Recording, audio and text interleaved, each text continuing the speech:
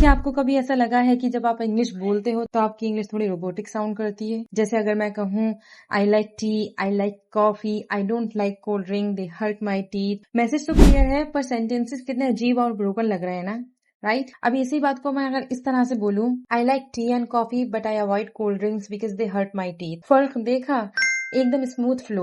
और इसी सेंटेंस को स्मूथ बनाने का सारा क्रेडिट जाता है एक छोटे से ग्रामर सुपर हीरो को, जिसे हम कहते हैं कंजक्शन। आज के इस वीडियो में हम सीखेंगे कि कंजक्शंस क्या होते हैं, इनके कितने टाइप्स हैं, इनको सही जगह कैसे यूज करें और लोग सबसे बड़ी मिस्टेक कहाँ करते हैं। सिंपल वर्ड्स में कहें तो कंजक्शंस वो वर्ड्स होते हैं जो दो वर्ड्स, फ्रेजेस या सेंटेंसेस को आपस में जोड़ते हैं, कनेक्ट करते हैं।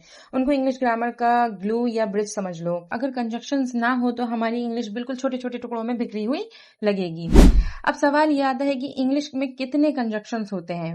वैसे तो बहुत सारे हैं, पर इनको समझने के लिए हमने इन्हें 3 मेन कैटेगरीज में डिवाइड किया है। पहला टाइप है कोऑर्डिनेटिंग कंजक्शंस। ये दो बराबर वाले आइडियाज या सेंटेंसेस को जोड़ते हैं। इन्हें याद रखने का एक सुपर इजी फॉर्मूला है फैन बॉयज। और रीजन के लिए एंड एडिशन के लिए, नॉर दोनों में से कोई नहीं, बट कॉन्ट्रास्ट के लिए जहां हम कहते हैं लेकिन वगैरह के वर्ड्स जो यूज करते हैं, और ऑप्शन के लिए येट, फिर भी, तो रिजल्ट के लिए। Example, he stayed home for he was feeling sick. I bought an apple and अ बनाना।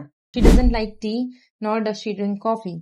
यहाँ पर आपने देखा कि इन वर्ड्स का, जो इन कंजक्शंस का यूज किस तरह से दो सेंटेंसेस को मिलाने के लिए किया गया है। दूसरा टाइप है सबऑर्डिनेटिंग कंजक्शंस। ये किसी मेन पॉइंट के साथ उसकी वजह, टाइम या कंडीशंस बताते हैं।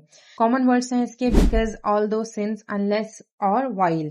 बिकॉज का मीनिंग क्योंकि, ऑल्दो का मीनिंग हालांकि, जबकि, सिंस का मीनिंग क्योंकि, तब से, लेस का मीनिंग जब तक नहीं, व्हाइल का मीनिंग जबकि या एक ही समय पर। Let's see some examples. Because I stayed home because it was raining. Although he worked hard, he failed the test. Since you are here, let's start the meeting. तीसरा टाइप है correlative conjunctions. ये हमेशा pairs में आते हैं, अकेले काम नहीं करते। टॉप 3 पेयर्स हैं आपके इधर और, या तो ये या वो। For example, you can have either T और कॉफी। नीदर नॉर, ना ये ना वो। He likes neither tea nor coffee. Not only but also. सिर्फ ये ही नहीं बल्कि वो भी। She is not only smart but also hardworking. अब आते हैं सबसे इम्पोर्टेंट पार्ट पर। वो कौन सी मिस्टेक है जो 90% इंग्लिश लर्नर्स करते हैं? जब आप दो पूरे सेंटेंसेस को किसी फैन बॉयज वर्ड्स जैसे बट या एंड से जोड़ते हैं तो कंजक्शन से पहले कॉमा लगाना जरूरी है। You cannot write like this. I called him but he didn't answer. You write like this. I called him, comma, but he didn't answer. But अगर आप सिर्फ दो सिंपल वर्ड्स जोड़ रहे हैं तो कॉमा नहीं लगाना। For example, I like tea and coffee, no comma needed. Okay, तो आज हमने क्या सीखा? नंबर 1, कंजक्शन सेंटेंसेस को जोड़ते हैं। नंबर 2, इक्वल सेंटेंसेस के लिए फैन वॉइस को याद रखना है आपको।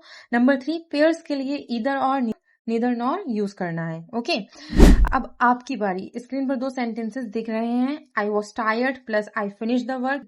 इन दोनों सेंटेंसेस को एक अच्छे से कंजक्शन के साथ जोड़कर नीचे कमेंट्स में लिखिए। वीडियो अच्छा लगा हो तो लाइक करिए, दोस्तों के साथ शेयर करिए एंड सब्सक्राइब करना मत भूलिए। मिलते हैं नेक्स्ट वीडियो में। Goodbye, take care.